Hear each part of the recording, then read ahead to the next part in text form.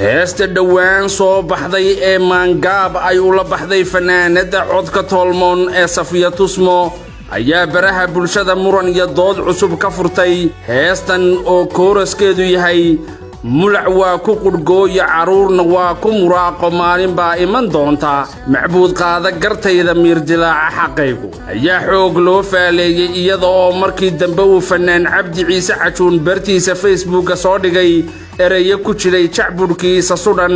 ee abwaan hadraawi Filibiin ku maltahay taas oo dad badan ay u qaateen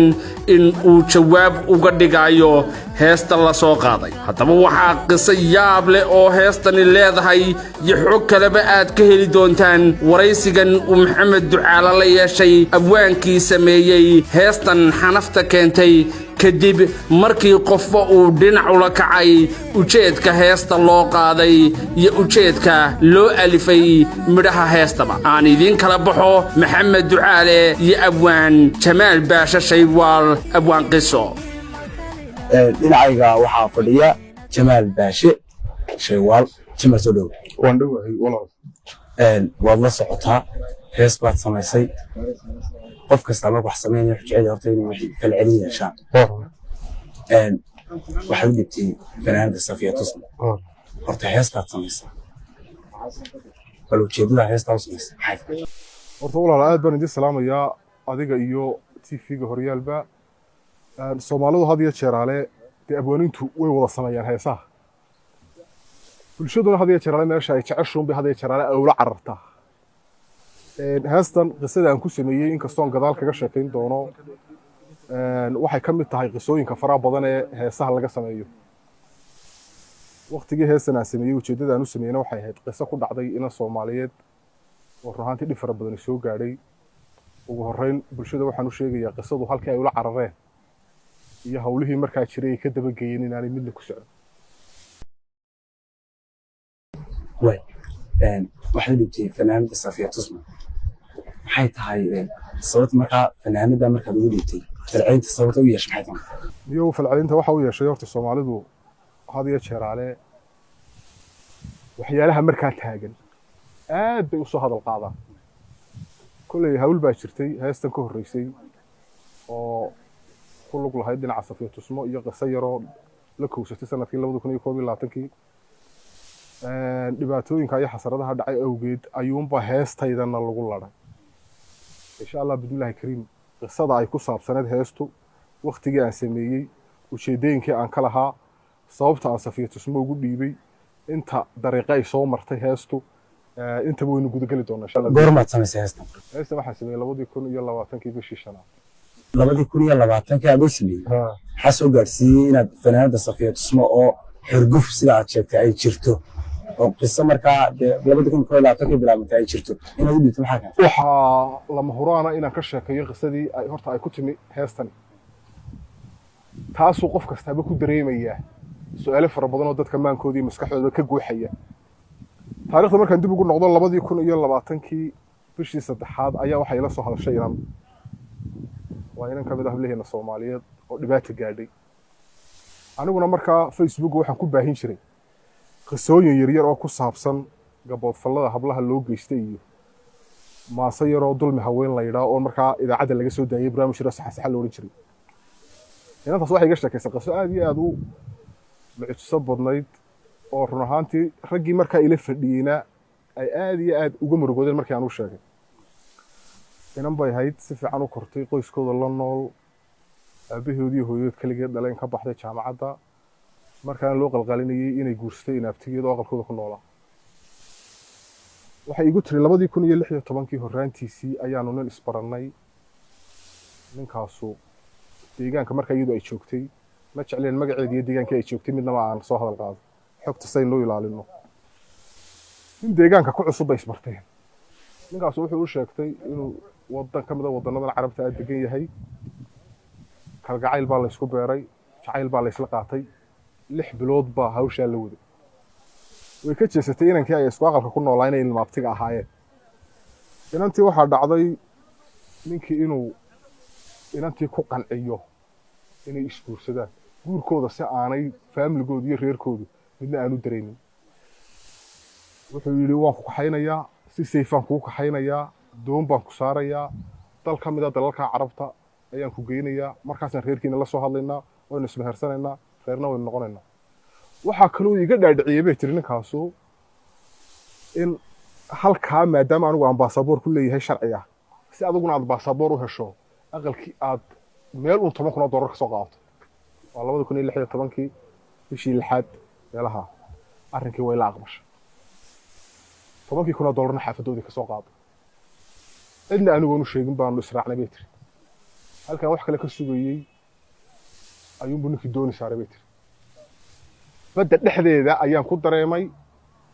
guurkii iyo jacaylkii iyo kalgacalkii iyo xaggii lay wada midnaba inaanay ahayne inaan ahay qof magafa soo qaatay wixii u dambeeyayna ilaaha raxmaanka ugu yahay yaman buu iga dejiyay bay tiri meel ka mid ah cidla ah aqal buu geeyey dhigaysa buu $10,000 iga qaaday waxaad yeelaysaa saacadda laga bilaabo waxaad tahay marwadeydii wixii aan ku dirin baad yeelaysaa waxaa dhacday bay tiri ninkii halkii dee i guursaya iyo si kastaba ha dhacdee halkii baan ugu ahaa marwo 3 bilood markii meeshaan ku joognay ayuu i kaxeeyey bay tiri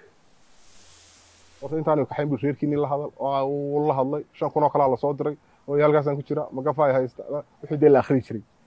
5,000 u qaata wuu iga kaxeeyey magaalo yar oo qaadkii waxaa lagu beerbeero oo rag u gaaro shaqaalihii joogaan ayuu geeyey qol yar buu meel iga geliyey raggana waa rag ay is og yihiin waxaa noqday bay tidhi nin gabadh meeshaana ka shaqaysaa raggaana u shaqaysaa kuna shaqaysto oori waxalle wax lagu sheegi garaya ama ayna wax ku magacayno aynaan garanayna ah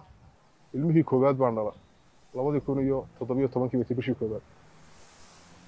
ilmihii labaadna waan dhalay 2018 bishii koowaad sidaan duruufihii wixii ugu noolaa ninkani 3 cisho maqnaadaa dad buu meel geeya u tallaabiya uu igu soo noqda gaar baa layga haya horaantii waxay tii dhammaadkii 3 sano iyo badh markaan meesha joogay dhammaadkii 2019 bishii 10aad meelaha ayaa waxay tii maalmaha la raggii wax u karinayeen dharka u meedhiyeen wax kasta u qabanayay ayaan nin ka dareemay iyo nin kale oo Soomaali ku hadlaya aad baan u farxay bay tiri waan la hadlay Soomaali bay noqdeen waayahaygii walbahaarkaygii baan u sheegtay iyaguna ila dareen bay noqdeen iyo dhibaatada ay soo martay waxba kuma nooli nimankaasu waa nimankii ii ahaa in naftaydu ay badbaado noloshayduna dib u soo noqoto nimankaas waxay yidhaahdeen xeraanu ku geynaynaa iyo intu leeday annaguna nimankanaan la shaqaysanaaye saan dhib noo soo gaadhin dhimasho waa iskaga tegaynaa inta way kaxeeyeen xeray geeyeen waktigaasay inantu ila soo xidhiidhay iyadoo xerada ku jirta rag badan oo saaxiib nahay baa maalintaa ila fadhiyey nin la yidhaha xasan cabditimir oo yaabtiya ila fadhiyey nin macallin oo badr raad la yidhaha ila fadhiyey nin kaloo saxafi oo mawlid maxamed saciid la yidhaha ila fadhiyey qisadii heestii baan qoray 2020 bishii 5aad waxaan doonay su-aasha badan la isweydiinayaa ilaa waqtigaa maxaa soo gaarsiiyey qisada heestii markii aan qoray waan kuu sheeka dhaafay heesta waxaa la odhan jiray maalmuhu waa kala wareeg inkastoo heestu marka ay kaa baxday ama ay TV gasho ama ay YouTube gasho qofku wuxuu doono ula bixi karo maalmuhu waa kala wareeg baa la odhan jiray waqtigaa markii aan sameeyey sanadkii 2020 wuxuu igaga dhacay ugu yaraan 7 fanaan oo 3 ka mid ah habla ay yihiin inaan ula tago dhaqan baa ka jira dalkeena fanka haysta waana kadib u dhigtay abwaaniintii wax badan soo saari lahaa heestii adigoo sameeyay abwaana ayaa waxa lagu oranayaa lacagtii miisiga soo bix hadii kale ma soo baxayso sanadka dhan wuxuu igaga dhacay 7 fanaan oo kolba mid heesta u dhiibayay oo markuu bil haysto uu yiraahdo niyow de miisiga lacagtiisa soo shub 2021 la soo gaaray waan ka niyad jaba heestii dhasbiinkaan iska dhigay midna ku darso aan ka dhex galay waxa jira hadii jira heesa la dhaqor ku reeg imanka waxaan hayaa heesu lahaa Allah ya raxmay maxamed cabdi weyrax oo uu sameeyay 1981 heesu sideedaba abwaanku markuu sameeyo duruufo badan awgood Axmed Salaan bidahaya abwaanin kala ka dhintay qolku raag baa la yiraahdaa heesu qolka way iskaga raagaan aan ku soo noqdo qisadeedii 21kii waan ka caajisay 2021kii bishii afraad shanaad meelaheeda ayaa nin aanu saaxiib nahay oo fanka aniguna fanka aad uguma xidhnay xaggan miisiyada iyo qolooyinka wax tunta ayaa nin baa waxay sheegay wuxuu igu yiri waniyo heede qoladan dibaddu qoladan local hargeysa ee joogta ee dalka way ka yara qabowyiin iyaga kharashkoodii waxooda isku qaba aniyo balmiyaad qolooyinka dibadda Allah heshooda xudhigat saddex fanaan baa numberkooda doona saddexda fanaan waxa kamid ah inanta heesta qaadaysa Safiya Tusmo leeyahay labadii fanaan kale nina way ka cudur daartay nina wuxuu igu yiri heesta ma qaadi karayo Safiya telefoonkeedii helay Safiya markaan telefoonkeedii helay waan garaacay horta nin aan isku reernahay baan u maray Safiya waa markii ay ka soo doogtay xasaradihii iyo dhibaatooyinkii dhacay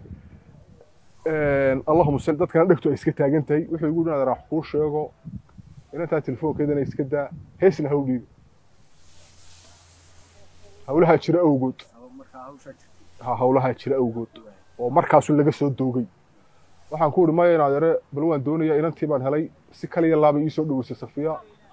waxay ugu tiri abwaan aan gabaydiisa dhageysan jiray baa tahay walaal soo dhawow waxaan ku walaal waxaan doonayaa hees inaan ku dhiibo heesta waxa maalmuhu waa kala wareeg qisadeedii baan u sheegay وقف قلبي وناكسن waxay tiri wallahi qisada run ahaantii aad iyo aad baan ay ii damaqday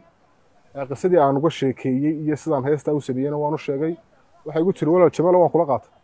Safiyada og anigu marka dadku dhagta iska taagnaydo markii aan isbaray deegaankeygii halkan ka soo jeedo iyadoo dareentay xagan ka soo jeedo iyadoo yeeli karaysay waan oo muxuu kana ku leeyahay oo heestaadana qaadi maayo nabadgeliyo aad mi fahamtay waxaan isku deegaanay ciidii markaa waxyaala qaar loo tirinayay halkaan igama marin Allahumma salli ala Muhammad iyadoo aadna isi baran baan aan kalsooni isku qabnay Safiya ilaa haddaan kula hadlayo wali ismaanaan rag haddana waa taa kalsooni ku qaaday heestaydii waxay igu tiri walaal waatan haddii aan hadlaba ee nidaan nabiga ku salliya aan qasiida ma qaado annaga iyo inankiiba la odhanayo waxbay u jeedaan bal ka waran maxaad malay waxaan ku anaa ka jawaabi doono qisada walaal qaad kadib baan malaynayaa ayaan dib igu soo celisay telefoonka waxay igu tiri walaalo dhaxtaalkaas bil ka soo bedel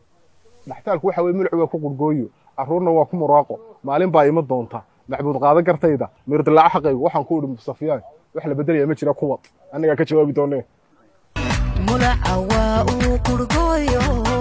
aruurna waa uu muraaqo maalin baa imani doonta macbuud qaado kartayda maalin baa imani doonta macbuud qaado kartayda mirdilaaco mirdilaaco mirdilaaco mirdilaaco xaqaygu Safiya 2021kii bishii shanaad baa heesta ay gacanta ku dhigtay Safiya geeriyay waxba ku dhacay waxay timi Afrika Nairobi bay qabatay mustaqbal iyo guur bay gashay calafkeedii bay Ilaahay siiyay waxaan markaa anigu is iri kul hadii calafkeedii waxeedii ay heshay inantii qisada markaa igu soo riixaysayna xeradii ay ku jirtay wixii war dambe aanan iska helin dhooftay ay meel kale ku dhacday toona ma la heesi dib ay u soo dhacaysaa Safiya markaa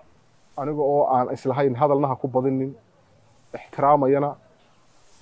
ayaa intan guurkeedii kadib ay la soo hadashay heesta way soo baxaysaa oo walaalo mid kale oo malaade qisooyinkiiba iska soo dabar go'ay dadna waxay tahay ballan baan ka qaaday qisadana ballan baad ii sheegtay heestii waa soo tuurayo sida ila faham horta qisada heesto ay ku timi sidaasay hayd qisadan heestani waxaan bulshada u sheegayaa horta sababta iga hadlinaysa waxa weeye anigu waxaan ahay nin abwaana saaxadda abwaanimadana ku cusub had iyo jeer aalana muuqaaladayda iyo sheekooyinkayga looga bartay inaan ama dumarku ay aad iyo aad qaali iigu yihiin sharafta dumarkana aan ilaaliyo bulshadana ay ugu baratay noloshayda waxa aan soo dhigay imaka ka hor mooyaane wax common ah oo layga bixiyo la yiraahdo Jamaal xasaradii horu ka daba tagaya maan arag anigu ma yihiin in xanaftii hore faqaya sharaf bay iga mudan yihiin labada dhinacba waa eheladeydii iyo qaraabadaydii safiyana waa inan waa gabadh waa oori waa hooyo waa walaal nala dhalatay sumcad iyo sharaf bay nagu leedahay dhammaantayo waxa weeye markaa qisada heestaasu xaggii loo qaaday umay socon walaalayaal in sidaa loo fahmo ayaa wanaagsan way marka intaa kaga nimaadno qisada heesta waxaa jirta fanaanka cabdi ciise cajuub jawaabo ka bixiyey heesta adiga sida aragtiima kula soo hadlayo makaala hadlay qisada heesta walaalo horta ninkaa rag ilmaadirana waanu nahay tolna waanu nahay dushaa sare mooyaane hoos ahaan iskuma sii naqaano ninkaasu rag ilmaadiraba waanu kule sharaf iyo karaamo iga mudan yahay weli ilamuu soo hadal laakiin waxa weeye bulshadii aan ku dhex noolaa ee deegaankii maadaama isku deegaankii ahay ayaa deegaankii waxa reaction fara badan baa igaga yimi ninkaasaad heesta u samaysa madaxaad goosata cid kalaad lugta waxaan dee dadkiiba ku jirin ma garanaysaa marka waxa weeye waxaan caddaynayaa cabdina ilamuu soo xidhiidhin laakiin qof kasta oo iimaanlahoo dee ma garanaysaa ayay abwaanku isagaa dee ma garanaysaa ka sheekeeya qisada heestiisa u dhacday weligeedbana ilaa iyo waqtiyadii hore wuxuun baa la odhan jiray bulshadun baa heesa fasiran jirtay hadraawi baa laga hayay annagu heesta waa samaynaa dadkuna halkay doonaan bay ula yaacaan waxa laakiin tan igu kaliftay inantii oo heestaydii lagu xanafeeyey iyo bulshadii oo weliba gaar ahaan bulshadii anigu aan ka soo jeeday oo heestiisa kale u aragtay inaan ka jaahil saaro inaanan anigu nabar bogsaday xoqxoq ahayn inantana sidaa lagu ogaado anigana sidaa laygu ogaado ummadduna ay cafi iyo musaamax walaal kala ahaato fariinta u dirayso bulshada Soomaaliyeed maxay tahay iyo fariinta bulshada Soomaaliyeed u diray waxa weeye laba arrin labadaba mid waa mid guud ka fiirsa intaanad falin waar warkiinu de imaka waxaa jira bahal Facebook leeyahay commentigaaba ku dawqinaya dadaan hadal baa jiro oo waxaan ku comment ku dhiiglaya loo bixiyay waxa weeye bulshada waxaan u bixinayaa bartan kala hadlaya waxa weeye walaalayaal heesuhu waxay quseeyaan iyo halkay u jeedaan cidda soo saartay abwaanka ha laga waraysto qofna yaanu la cararay meeshu doonayo talabaadeenniyo meesha ku soo baxaya waxa weeye labada fanaan waa laba fanaaniin oo qaranku leeyahay way hees jireen waana heesayaan waana heesi doonaa waxaan ka hadlayaa Safiya Yunus Jaamac iyo Cabdi Ciise Cajuub way heesayeen waana heesayaan waana heesi doonaa war haddii qasiida akhriyaan oo niyo aad tiraahdaan meel kale loo jeedaa idinka bulshadii xumaan aan jirin ku beeraya bulsho aan la hadlaya aad mi garata anigu dadka ka hada bulsho oo xagga wanaagsan boholiyo baa la qaadaya caashaq baa la qaadaya buraanbur baa la qaadaya qasiida la qaadaya way heesi doonaan aroos baa laga heesaya laakiin haddii nabiga lagu saliyo tirahan maye mid kale lagu saliyo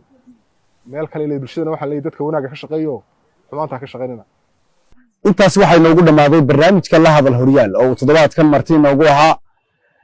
abwaanka sameeyay heesta hadalhaynta badan dhalisay ee qaaday fanaanada Safiya Tusmo maalmuhu waa kala wareeg Jamaal Baasha Shaywaal abwaan qiso toddobaadkan iyo intaanu ku kulmi doono barnaamij la mid ah waa aniga Maxamed Ducaala iyo barbaarta Horyaal TV